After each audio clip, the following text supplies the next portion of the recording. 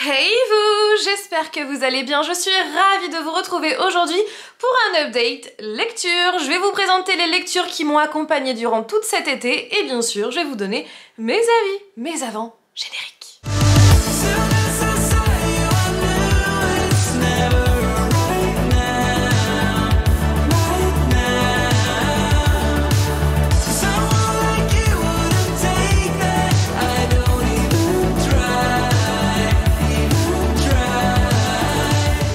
Je commence avec Happy Place par Émilie Henry chez les éditions Hauteville.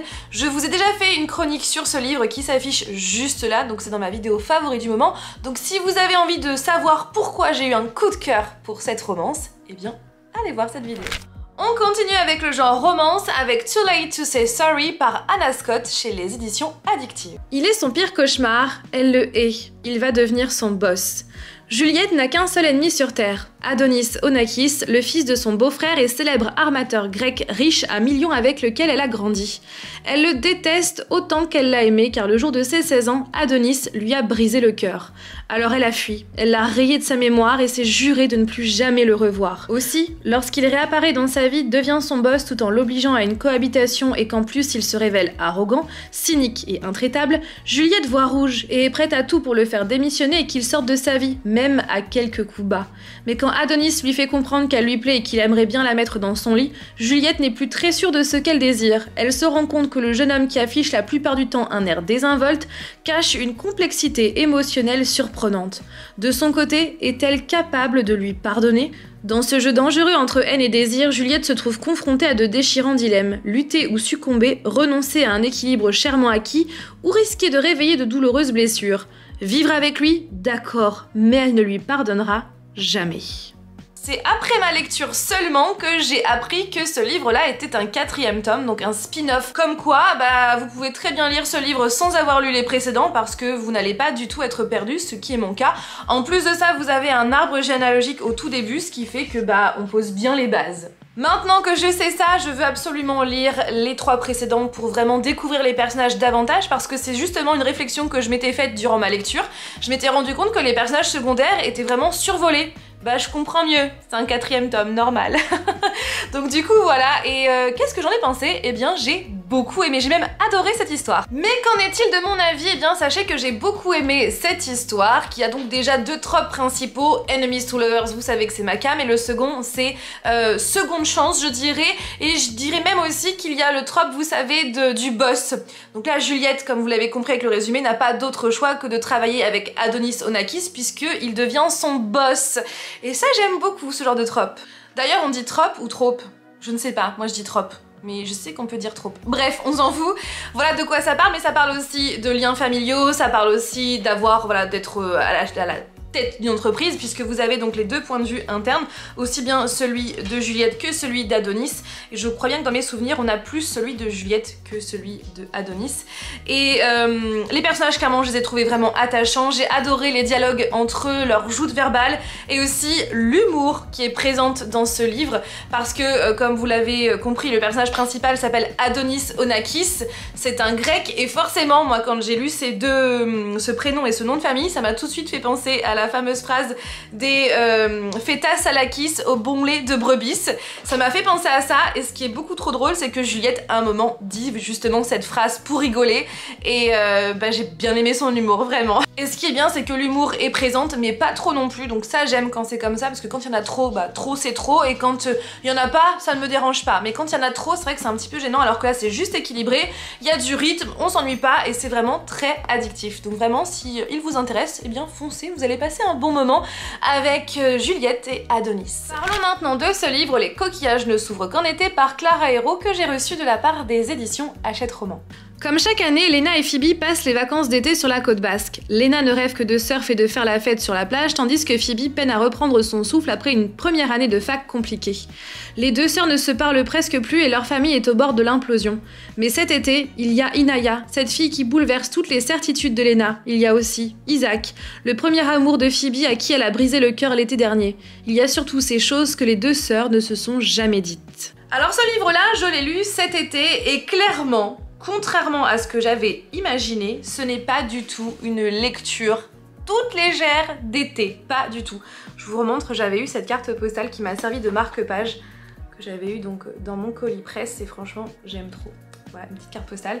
Donc ouais, contrairement à ce que j'avais imaginé, ce n'est pas du tout une lecture d'été très légère puisque cette histoire parle de sujets très importants qui sont à chaque fois bien amenés avec la plume de Clara que j'adore puisque j'avais eu un coup de cœur pour l'effet boule de neige qui est vraiment une pépite. Là surtout là pour cette fin d'année, il faut absolument que vous le lisiez. Cette histoire parle de sujets hyper importants à chaque fois qui sont très bien traités comme la pression parentale, la dépression chez les étudiants, ça parle d'orientation sexuelle, ça parle de santé mentale chez les étudiants et aussi la difficulté qu'ils ont à trouver leur voie future, ce qui a été mon cas je pense comme beaucoup de jeunes. Ça parle aussi du manque de confiance en soi, enfin bref, tous ces sujets là sont extrêmement bien traités, c'est émouvant et aussi triste à certains moments. J'ai un peu versé quelques larmes. J'ai été vraiment touchée par les deux et là pour une fois je suis incapable de vous dire laquelle je préfère, si je préfère plus Lena que Phoebe. Non, je trouve qu'elles sont toutes différentes, elles sont toutes les deux différentes et attachantes à leur façon. Voilà donc mon avis pour ce livre, Les coquillages ne s'ouvrent qu'en été. Alors effectivement la couverture bleue, on pourrait penser tout de suite, même le titre, à une histoire très légère, mais pas du tout. Ne vous fiez pas aux apparences.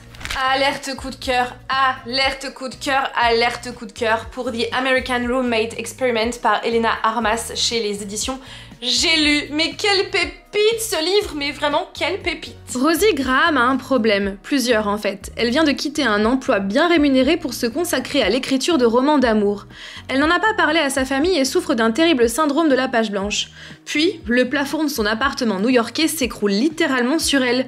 Heureusement, elle dispose du double des clés de chez sa meilleure amie Catalina, partie en lune de miel. Mais Rosie ne sait pas que Lina a déjà prêté son appartement à son cousin Lucas. Les voici forcés de cohabiter, et l'adorable Lucas semble vouloir venir à son secours tel un chevalier espagnol en armure étincelante pour l'aider à retrouver l'inspiration. Sauf qu'il se promène avec une serviette autour des hanches, a un sourire distrayant et un accent irrésistible. Oh, et il cuisine. Déjà, c'est une histoire qui est addictive dès les premières pages et j'ai adoré retrouver la plume de Elena Armas que j'avais découvert dans The Spanish Love Deception, que d'ailleurs je vais chercher.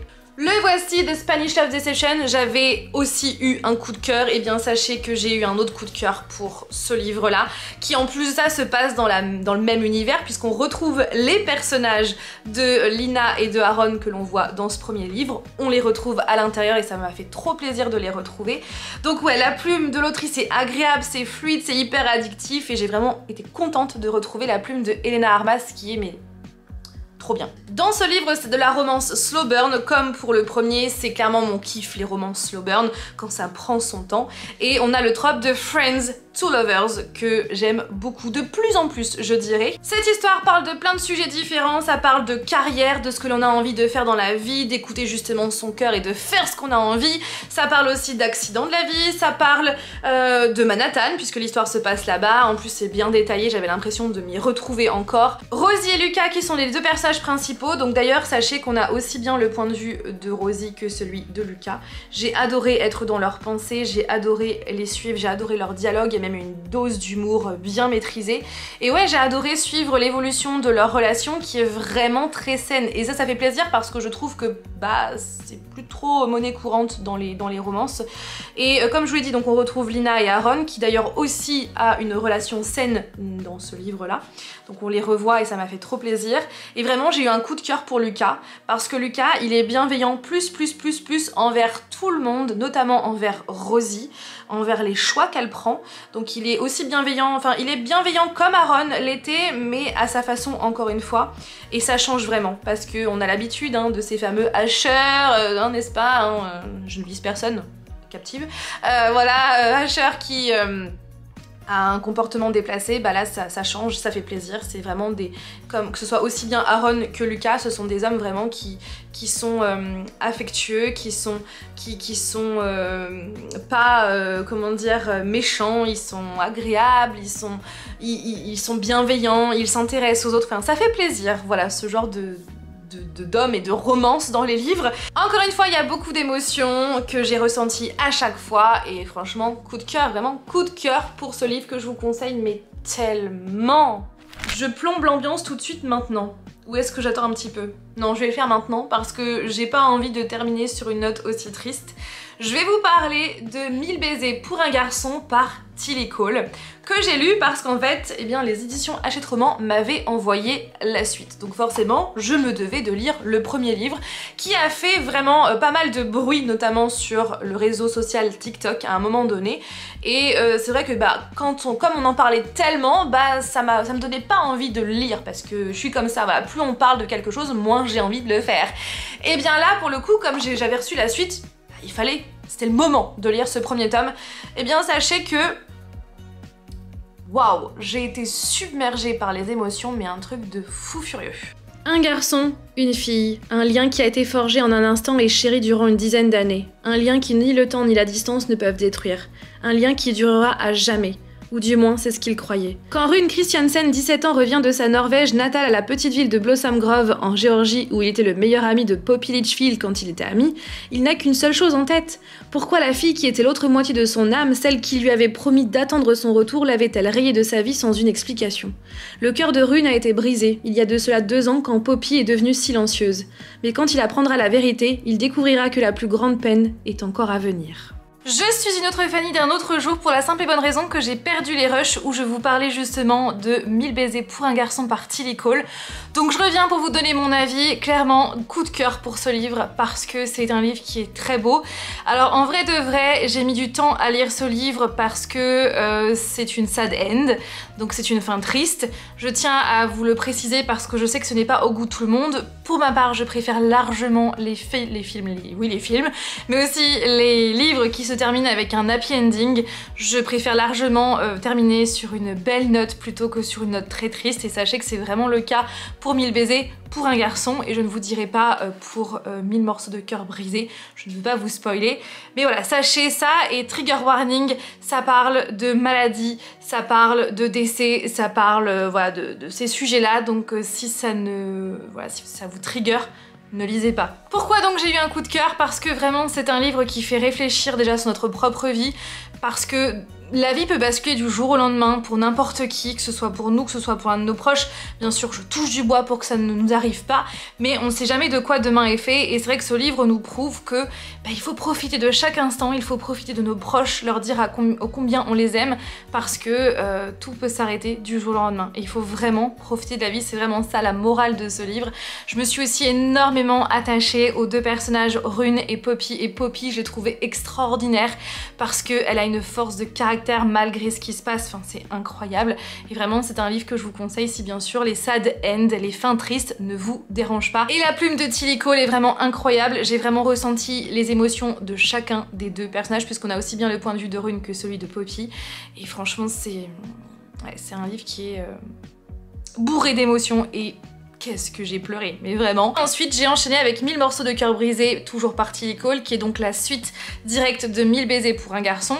Alors sachez que si vous n'avez pas lu le premier tome, vous pouvez très bien lire ce livre, vous n'allez pas du tout être perdu, mais vous allez être quand même spoilé puisque tout démarre, cette histoire du tome 2, de ce 2e livre, démarre avec la fin du tome 1. Donc forcément, si vous n'avez pas lu ce premier livre, vous allez être spoilé. Mais si vous ne le lisez pas, ce n'est pas grave.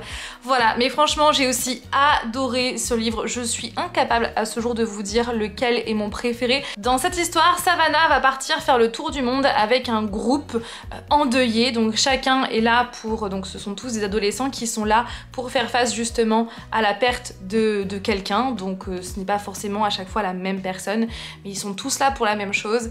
Et je ne vous en dis pas plus. Donc sachez que dans cette histoire, Savannah va rencontrer Kael qui lui aussi doit faire face à un deuil. Et franchement, c'est 2 personnages que j'ai adorés. Alors autant justement le premier livre, donc 1000 baisers pour un garçon, se passe... c'est le pendant on va dire, alors que ce livre-là se passe justement dans le après. Comment survivre, comment continuer de vivre quand la personne n'est plus là et comment justement accepter le deuil. Et je trouve que c'est vraiment bien maîtrisé, j'ai ressenti les émotions à chaque fois. Moi aussi, j'ai perdu ma mamie il y a 3 ans, donc clairement je sais ce que ressent Savannah et je trouve que c'est vraiment très bien écrit, vraiment abouti.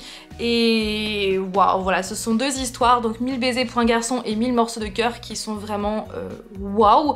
Après, je tiens vraiment à préciser que si vous n'aimez pas du tout les histoires tristes, passez votre chemin parce que c'est quand même des histoires tristes, même s'il y a quand même des moments joyeux, des moments voilà, de vie qui sont poignants, enfin qui sont beaux, qui montrent que la vie doit être croquée à pleines dents, ça reste quand même des histoires tristes.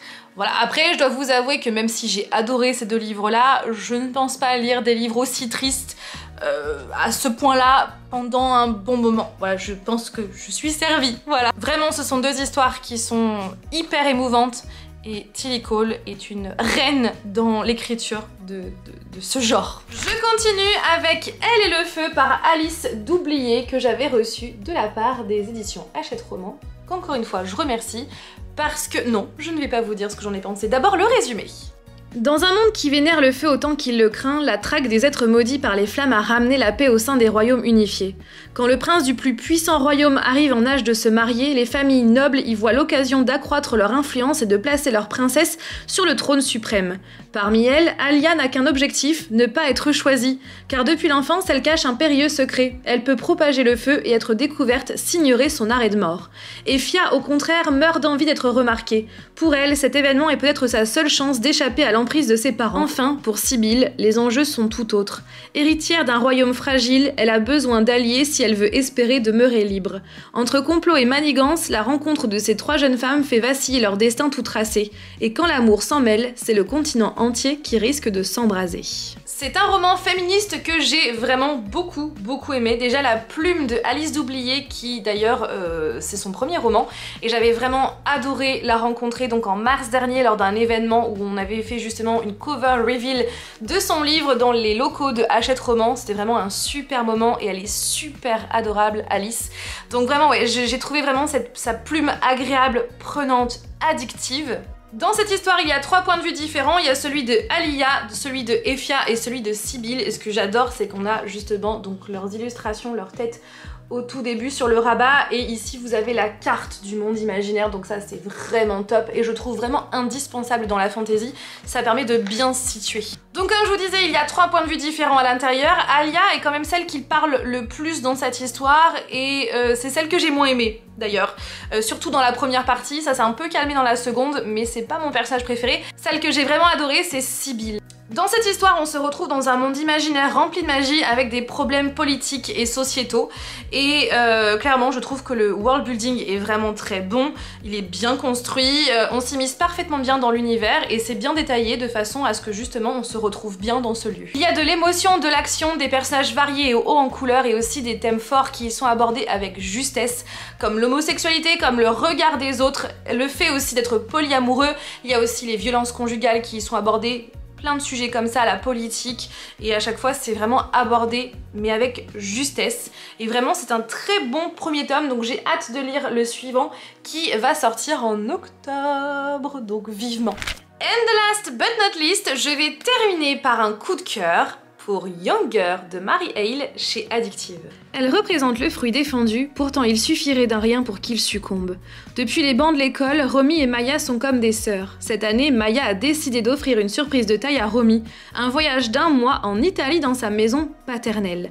10 ans qu'elle n'y était pas allée, 10 ans donc qu'elle n'avait pas revu le père de Maya, Matisse Milano. À presque 40 ans, ce dernier est à la tête d'un restaurant en Toscane mondialement réputé. Il est ravi d'accueillir les filles pour l'été. Disons que ravi, il l'était jusqu'à ce qu'il revoie Romy. Cette dernière n'est plus la petite fille de ses souvenirs, elle est devenue une magnifique jeune femme mature et rayonnante. La cohabitation risque d'être compliquée et la conscience de Romy mise à mal quand le désir s'en mêle et que l'interdit est à son paroxysme.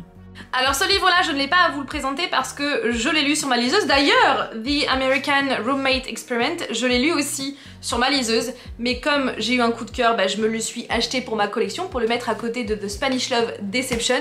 Et Younger, je l'ai aussi lu sur ma liseuse et je vais prochainement me l'acheter pour aussi l'avoir dans ma collection, ça c'est sûr et certain. J'ai eu un coup de cœur parce que il y a vraiment plein de choses que j'aime dans ce livre. Déjà la plume de Mary Hale est super agréable, fluide, addictive. Ce livre aussi, ce que j'ai aimé, donc il parle de différence d'âge. Et c'est vrai que c'est pas trop un sujet que j'ai l'habitude de lire dans les romans. Ce n'est pas parce que je ne veux pas, c'est que souvent ça ne se présente pas. Et clairement, j'ai trouvé que le fait qu'il y ait une différence d'âge entre les deux personnages, c'est vraiment abordé de façon tellement bienveillante. C'est vraiment très bien amené. Cette histoire parle donc d'acceptation de la différence d'âge, ça parle aussi d'amitié, ça parle de cuisine et d'Italie. En plus de ça, ce livre-là, je l'ai lu en Italie, durant notre séjour en Italie l'été dernier, donc c'était vraiment l'endroit parfait pour le lire. Les descriptions sont vraiment bien détaillées par rapport à l'Italie, même par rapport à la cuisine, et puis vraiment les personnages, je les ai trouvés vraiment attachants, j'ai adoré les deux personnages principaux. Et on a un plot twist vraiment de qualité, je ne m'y attendais pas du tout. En fait, je m'attendais à ce qu'il y ait un truc par rapport à ça, mais je m'attendais pas à ça, vraiment. Donc c'est très réussi dans sa globalité. Donc vraiment, si vous souhaitez lire un livre sur justement l'acceptation de la différence d'âge, c'est vraiment un livre que je vous conseille, qui est vraiment très bienveillant et qui est, ouais, il y a un petit peu d'humour, il y a de l'émotion aussi, enfin tout est bien maîtrisé, tout est équilibré, et en plus il y a un peu d'action auquel je ne m'attendais pas, donc vraiment vous allez beaucoup aimer. Voilà pour cette vidéo, j'espère qu'elle vous a plu. Sachez qu'il y aura un autre update lecture très prochainement au mois d'octobre, parce que j'ai lu d'autres livres et je vais encore lire d'autres livres depuis les livres que je vous ai présentés dans cette vidéo, parce qu'en fait je voulais pas tout vous présenter non plus, je voulais pas vous présenter une dizaine de livres, parce que sinon demain on y serait encore, n'est-ce pas? Donc voilà, donc sur ce j'espère que vous allez bien, n'hésitez pas à me dire en commentaire les livres que vous avez lus parmi ceux que je vous ai présentés et à me dire ce que vous en avez pensé, bien sûr sans spoiler. Et puis sur ce, je vous fais plein de bisous, prenez bien soin de vous et de vos proches, c'est hyper important. À dimanche, bye!